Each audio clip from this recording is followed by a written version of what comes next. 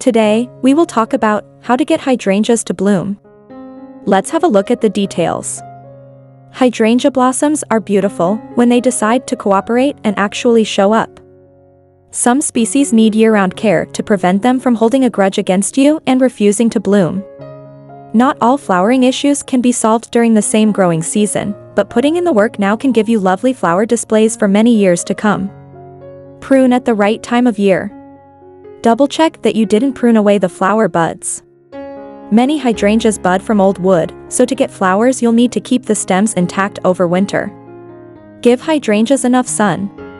Transplanting to an area with enough sun may help with flowering. This is particularly true of bigleaf hydrangeas, but even easier blooming species need sun.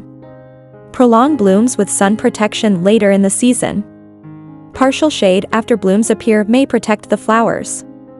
Some hydrangea varieties have much longer-lasting blooms in partial shade, fading slowly to purple or green instead of a quick brown fade in full sun. Protect hydrangeas over winter. Protect old wood hydrangeas over winter to save flower buds. The bigleaf and oakleaf hydrangeas can lose their buds to winter damage.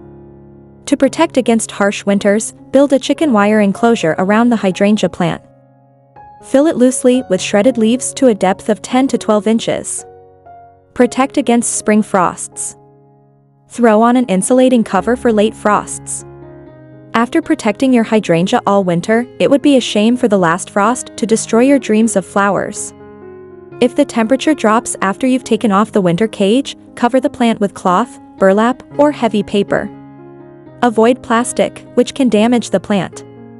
Avoid over-fertilizing. Reduce fertilizer if blooms are poor. If you're getting a wonderful green explosion with hardly any blossoms, you may have added too much nitrogen to the soil, in the form of compost or commercial fertilizer. Water frequently. Hydrangeas do best in soil that stays moist, but not soggy.